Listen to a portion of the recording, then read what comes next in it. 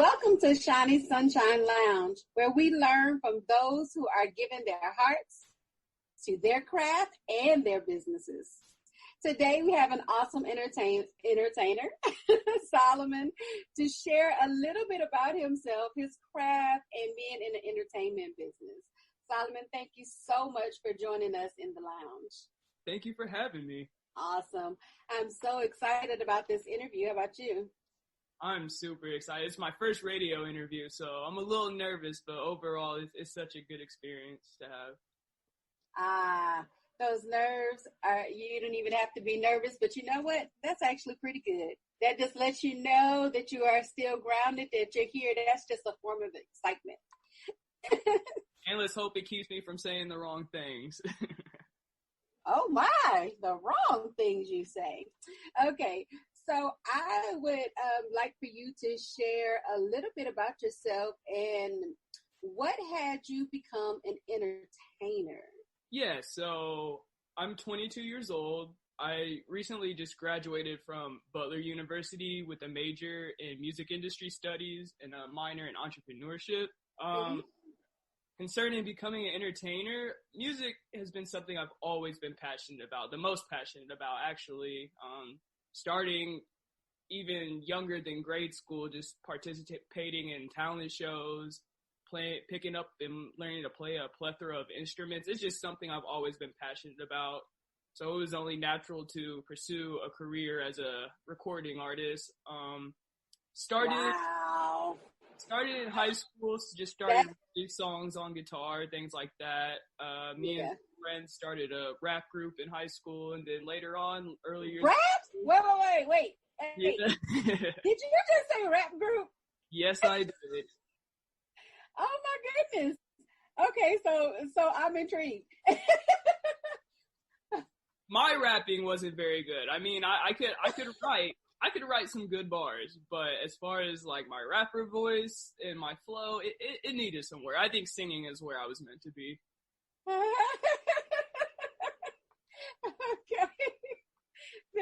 That's awesome. I actually would, I could just like visualize what that looked like.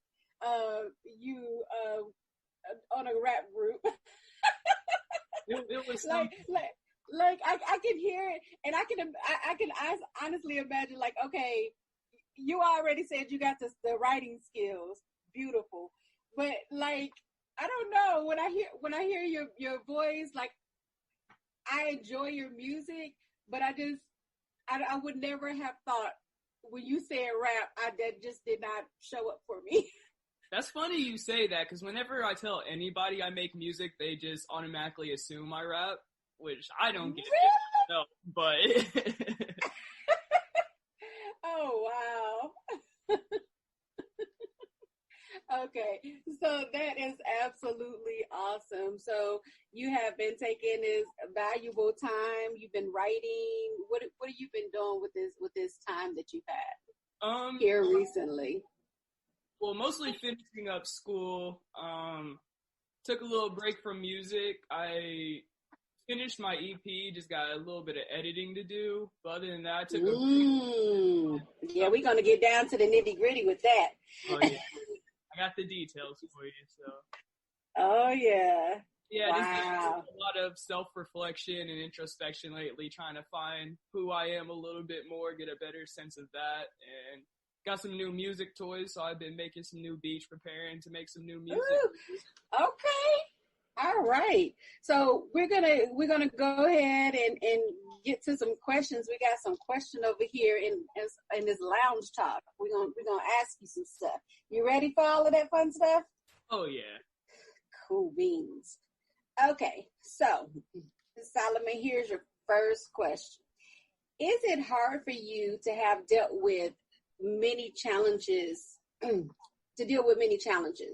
touched hearts, you touch many hearts. What touches your heart? What makes all of this music worthwhile? Honestly, just the love in general. Not only like the love I receive, but the love I can give through my creativity and my talents. There's something about love like there's no other feeling or entity in this world like it, and just playing my part to put some out into this world that can be full of hate sometimes just feels good, and mostly help like spreading the kindness as well, not only just being there for people and letting them know they're understood, but just letting them know they're not alone either. Okay. Okay. So, let's see. Okay, so letting people know that they're not alone. So I want to back up a little bit. Yeah. So okay, so over the last few months, right? There's a lot of changes been going on around the world. I want to know how you taken the passion that you have for what you do and the love that you have for caring for people. How have you been caring for yourself and your loved ones? Mostly doing what I can to social distance myself. I go to, well, before all this, I would go to like a meditation group or just be involved in social gatherings and stuff like that. So I had to cut back on them, not just because I wasn't really scared of getting the virus. I should be, but it was more so if on the off chances I did have the virus or something, I didn't want to infect other people or give them the virus. So just kind of taking those sacrifices to care for others and ensure their safety. I've been providing financial support to those who need it. Like some people I know waiting on their unemployment. It's been taking a while to get back. So just making sure they're straight, making sure my people have food or whatever they need. And just things along those lines, just making sure to reach out to my friends and loved ones, calling them and texting them, making sure they're good, making sure I'm letting them know I'm still thinking of them and hoping their well-being. That's absolutely beautiful to be able to still do that from a place of love. I absolutely love that. So how with that, that's how you're caring for others. And you said that you were doing meditation groups and stuff like that. So as that being an outlet to keep you centered, how is that working for you now? So you're not able to go to the groups, but I'm sure you're still doing meditation. Yeah, it definitely, it was better to find that place of mind and get deeper inside of my mind and inside of myself in a group setting. So it kind of, it threw off the routine and the feeling there for a minute. But like you said, I got some meditation books and just been doing what I can to practice mindfulness and just take several minutes out of the day just to sit in silence and gather myself. All right. That's good stuff. That's good stuff. So, okay. Now, so we know that music is your passion. So what was the first, how old were you when you wrote your first song? Oh boy. I mean, I've written a lot of songs, but I'd say my first song I wrote and actually put to music, that was in 8th grade. So what, I was 14? 14. Really? 8th grade? Yeah. Oh my goodness. Yeah, there was a school talent show, and I felt the need to show out and wrote a song. It's called Honestly, I Just Want to Be Famous, and just kind of voicing the reasons why I wanted to be famous. Or I love it. I love it. I just want to be famous. Is it I just want to be, or it's just, I want to be famous? Honestly, I just want to be famous. A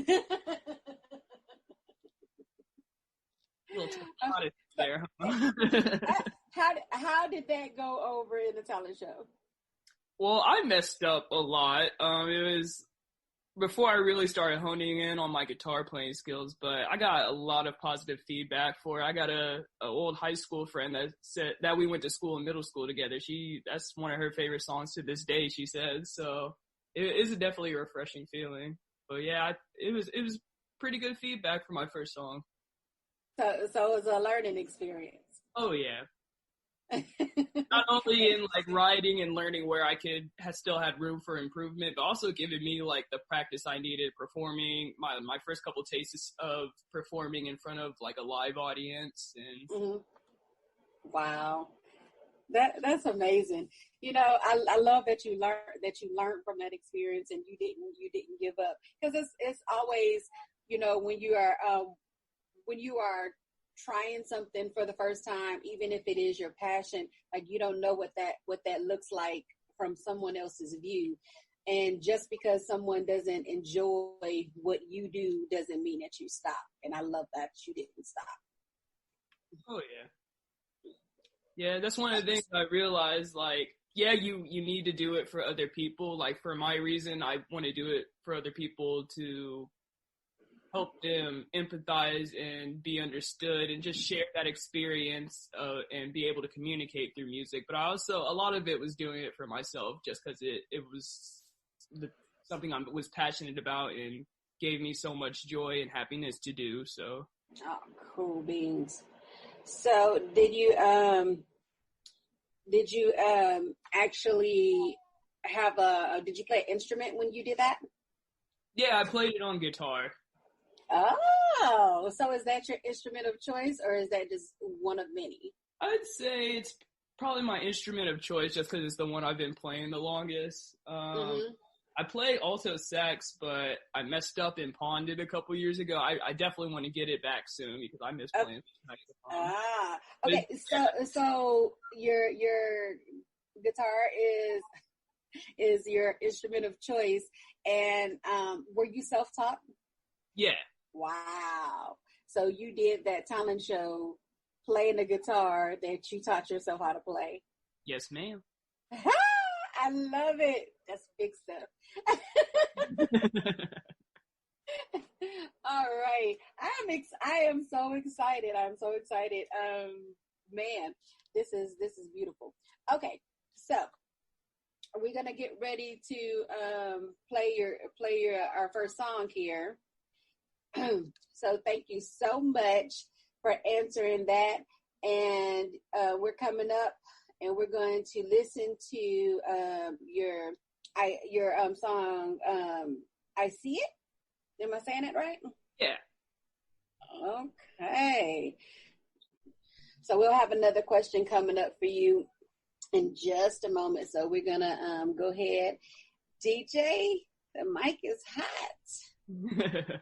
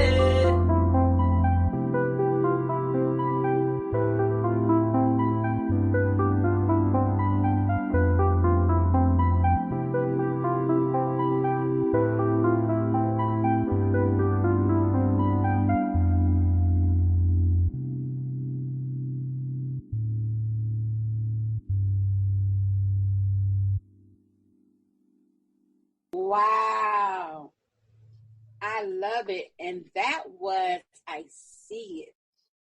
Okay, Solomon, what was the inspiration behind that song? Yeah, so I See It was actually the first track I made transitioning into my original genre I made called Empathy. Just going along the lines of like my vision and why I make music, just wanting people to be understood and have that sense of shared emotion and experience.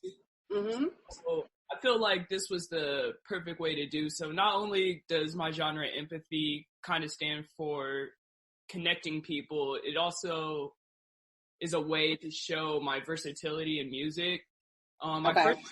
first EP, I was just using beats I found. But for this upcoming EP that I See It is on, I felt like to really accomplish my sound and my goals in music, I had to start making my own beats. So I See It is my first fully original composition. Wow, that's amazing. I actually really enjoyed that. Thank you, Shanie. So we are gonna hear another song from you after some lounge talk. So we're gonna slide into our next question. You ready? Oh yeah. See, and you were all nervous. Now look at you, like, yeah, I'm ready now. I'm ready. Okay, so I want you to share 2 or 3 dumb things that you have seen people do trying to make it in the entertainment business. Yeah, so I believe one of the dumbest things I've seen people do is not be fully original with their work. A lot of people I've known that have tried to make it in the entertainment business have tried doing that by mimicking or trying to be like a other artist out there. And it's Mm-hmm. good because they're following like a current trend or niche market that's going on right now. But at the same time, you don't know how long that trend's going to last, and nobody's going to want to listen to an artist that sounds exactly the same as another. Absolutely. Another thing is when people rely too much on money more so than like their actual skills and talent. Like, don't get me wrong, promoting and marketing and getting your brand known and out there is very important. But when you start investing more in this promotion than your actual skills, where you're promoting and don't really have the work to back it up, or you don't have quality work to back it up, I don't think that's a good representation. And like, sure, people know you have money, but will you be known for good music or good crafts or something along those lines? Okay. I can get that. I can totally respect that. Okay. You got any more? No, that's it. That's it. That's about it, huh? And so with people actually doing that, because people definitely do that. What made you want to make sure? Okay, you know what? I'm watching this person do this. I'm not going to do that. So what was that thing for you? What was that one experience for you that had you say, yeah, I'm definitely not going to do that? What did you see them do? Was it somebody that you were close to, or somebody in the industry? Like, what did that look like for you? Someone I used to be friends with, whenever they hit the studio, they'd be like, whether it was what the producer could do or what they were trying to do, they were like, I want you to make me sound like so-and-so. That just seems so silly to me. Like, just be yourself. Like, I don't know. I've always been an avid believer in being yourself and being who you are. So that just didn't sit right with me. So I was like, I don't want to sound like anybody. Like, that was part of the reason of making my own beats, because the beats I would get would be like, Mike Will Made It type beats, Lil Uzi type beats. It's like, they're good beats, but I don't want to sound like anybody. I want to be my own category. Yeah, right. It's so funny because it was something that I was watching with my daughter the other day, and when you said and it's so funny, you said I don't want to sound like anybody else. They said that you come in saying they wanted to sound like somebody. And I just laughed because all of the different tools that they can do in the studio where it can change the way your voice sounds. So then, of course, when you do go to perform live, it does not sound like that. Yeah. And you're like, oh my God, I paid to go see this person in concert. And I've actually had that experience like, oh my God, they sound like crap. And I'm like, I love their music. I love the way they sound. And then it's like, you hear them live and you're like, who is this? Just kind of ruins the whole experience. It does. It's like, that whole illusion is like, it's gone. It's gone. Okay. So what was the toughest lesson that you had to learn? Lessons concerning dedication, I would say, in many different ways. When I first started making music, I was under the impression like all my friends, everybody I knew would just outwardly fully support me. And come to find out, not a lot of my friends listen to my music. So, and that was kind of hard to deal with. And then just being dedicated to myself. There was times I doubted myself in my music, but honestly, learning to stay dedicated to myself is what helped the most, because being dedicated and being confident in my ability and my success has led me to greater opportunities and to meet people that actually do want to support and be dedicated to me. Like you and Ronnie, and especially Jay. Jay has believed in me more than anybody, sometimes more than myself. So having that and having people come to me and be dedicated and see what I see, just that's countered all the bad dedication and bad support I've had. Yeah, I can totally relate to that, because when I did my first book release, like all the people that were surrounding me prior to the times I was on stage, performing all over the place and stuff like that, like you're like, these people always, seem to adore you, and you imagine that they will be the same people that are there to support you when you're doing your release, there to push you, showing up for you. They're the ones that want to buy your products and all that stuff. And then when it's your turn, the way you've supported other people, when it's your turn, it doesn't look like that. And you're like, I bought these people's product. I've done this. I supported them. I've done that. And they don't show up for you. And you're like, and then you start questioning yourself, like, okay, am I as good as I think I am? Am I supposed to be doing this? Like, I totally get that. I can't even express that enough. That experience for me was so real. It was just so real. Like, I understand people have their own lives and their own dreams and aspirations to chase, but I feel like it's not that much time out of their day or not too much effort to just show that support. And what makes it hurt the most is when you are doing something right and then someone hits you up like, don't forget about me, or when you're famous. Nothing irritates me more than hearing that, like, don't forget about me when you're famous. I'm like, but it kind of feels like you're forgetting about me now, so I don't want to be hated. I'm all about that love. At the same time, like, support shouldn't be about conveniency or what you're going to get out. It should be, you're my friend, you're someone I care about, therefore I'm going to support you. That's how I feel. Absolutely. You give it and you think that that's going to come back the same way. But you know what? I've actually found that what you put out there, that good stuff comes back to you. And the people that aren't supposed to be in your life in this process while you're growing and getting where you want to go, those people are being moved out the way so that the right people can support you and show up for you and be there. So, like, I like to call those people your tribe. So, like, I'm very grateful for my tribe. Oh, Grumpy is part of my tribe. They show up and support when nobody else does, and even if it's not a physical, person being there in the physical, sharing your music, sharing your events and things like that, you'll know the ones that are a part of that tribe. They're not a part of your roots. They're just a part of your season. And that's another hard lesson I had to learn too, is learning to recognize those people that were supposed to stay around and be in my tribe. Like there's a lot of people that life has taken out of my life or whatever, and some of those people I'm a fond believer that everything happens for a reason. So I always try Absolutely. to and everything. And so that's all I could tell myself is like they weren't meant to be in my life, even though it was like it felt like I wanted them there. Life was telling me I didn't need them there, and yeah. Oh yeah, they definitely get moved around because we be holding on to people and places because we're very comfortable. So I totally get it.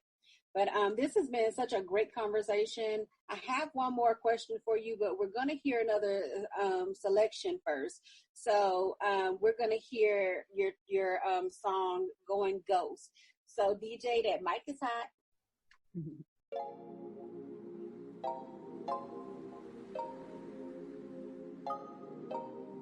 I just like the sound of it. Yeah. It's been hard to sleep lately. My dreams have been a little crazy. Can't escape my fantasies. So now I gotta go make the most of reality. I just like the sound. Gotta go up, gotta glow up. They gonna know us. I gotta go now. I don't know how, but when we get there, we gonna toast. Gotta go up, gotta glow up. I'm gonna blow up. I gotta go, and so you know, as soon as we get there, we going ghost. Going ghost on my row. I sit back row. I keep it low key. Don't act like you know me. Had a dream, I was gone. No one could find me. Hey, no one could find me. Hey. NCU all in the cut. I'ma go nick it up. Money go running it up. Ooh. I think she wanna go stunt. Ooh. I'm not finna go and stop you. Going ghost like I'm Casper. But I act like a tap. She wanna go faster. You best get for robbery. I do not say sorry. I just say my bad. Going ghost, going ghost. Getting high, mad high. Eyes low, can't drive. I'm telling you, no lie. I ain't even realize. Are we all still alive? I don't even feel alive. Going ghost, going ghost. Yeah. Hey. Going ghost, going ghost. I can feel for the ride. I just don't wanna die. I just like this. Gotta go up, gotta glow up. They gonna know us. I gotta go now. I don't know how, but when we get there, we gonna toast. Gotta go up, gotta glow up. I'm gonna blow up. I gotta go, and so you know, as soon as we get there, we going ghost. I just like the sound of it. Sick as fuck, going through the same thing. Life is passing, but it's feeling like the same day. Getting tired of this cycle, so it's time to change. To live life differently, gotta change your ways. Try something new, taking opportunities. Don't be afraid if it's not your cup of tea. You gotta try, there's no need to prove to me, or to them, or your friends, or even your enemies.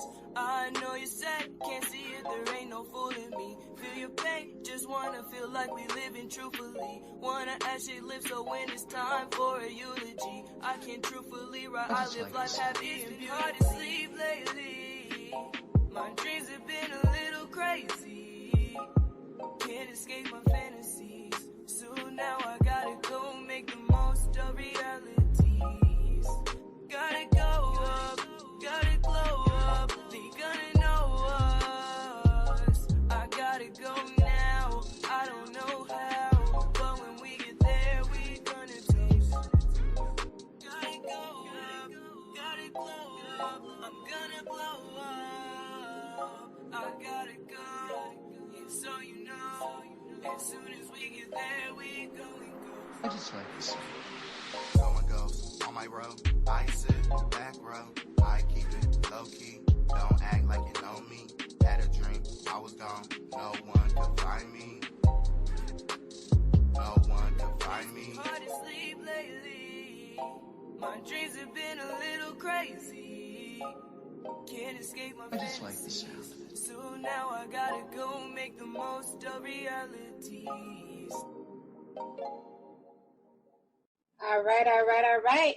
So that was Going Ghost. I absolutely love it. Okay, Solomon, we are you ready for your final question? Yes, I am. All right. So, what is the hardest choice you have had to make regarding your entertainment career? Hardest choice is just probably, I guess, just whether or not to keep going. Like, Ooh. because like I said, sometimes it got hard to, I got strayed away from the vision and what it was all about. And sometimes I question if that's what I really want or if that's who I really am. And of course it is, but just sometimes that doubt has a way of sneaking into people's minds and keeping you from seeing it and what you want and what your dreams are. So I feel like that's the hardest part is like just getting away from that doubt and getting away from wanting to give up and to keep going and persevering. So what did that look like for you when you say that? Whether to keep going, and you say what when that happened to you, what did that look like for you? Like how did that look? How did that feel?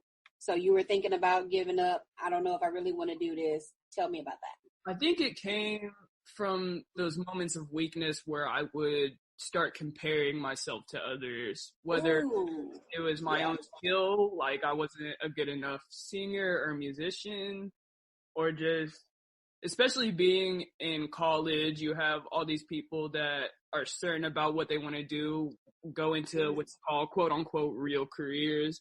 It kind of made me feel like I was living in some fantasy world, and the doubt started creeping in there. It was like maybe everybody wants to be a musician or an artist, and not everybody makes it. Maybe I should have a backup plan. Maybe I should just give up. Maybe this should just be a hobby.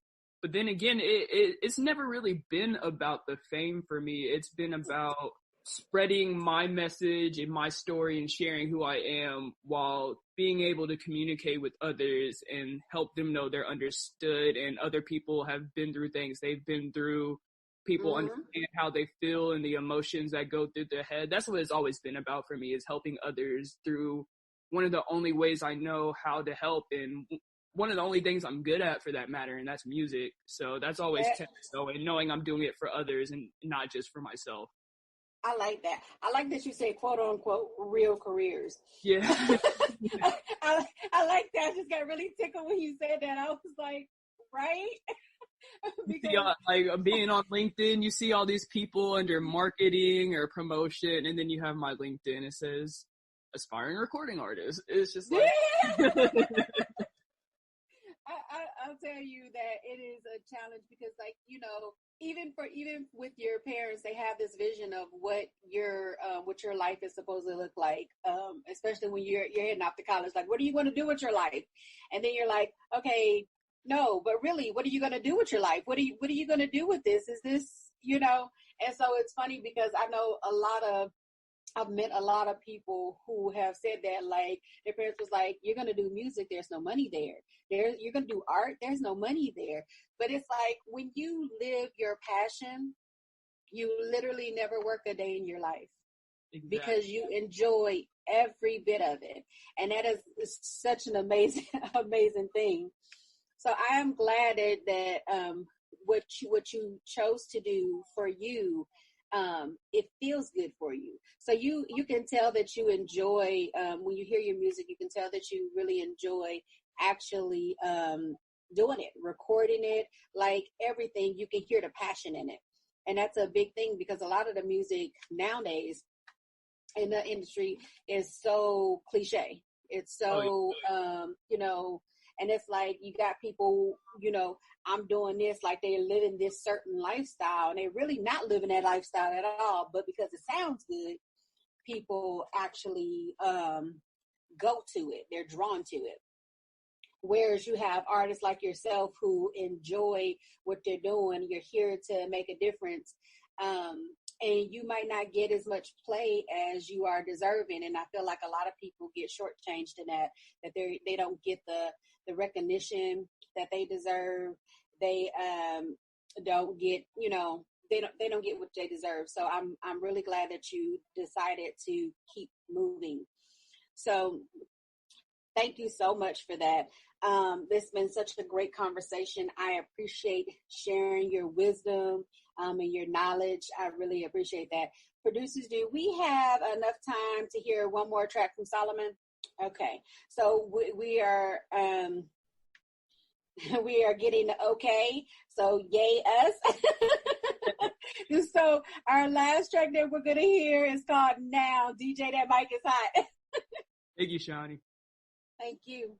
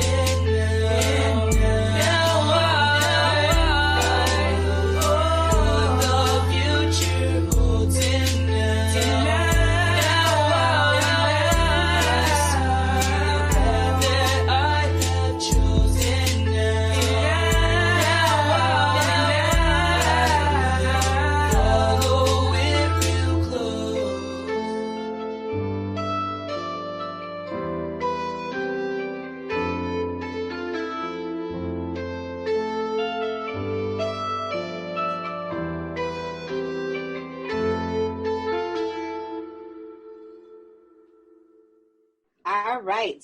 That was Now. I think that was my favorite out of all three. Thank you. No, thank you. Blessing my ears. So tell me, tell the listeners where they can find you and quickly what you have on your plate coming up. Yeah, so I'm on all social media. Probably the best to reach me at or on Instagram at King Solomon Gray, or on Twitter, Solomon_music.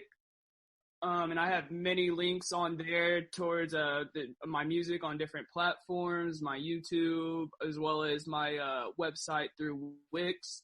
As far as what I have on my plate, I got, like I said, I got my upcoming EP, Learning How to Be Human, coming soon. I See It and Now will be featured on there.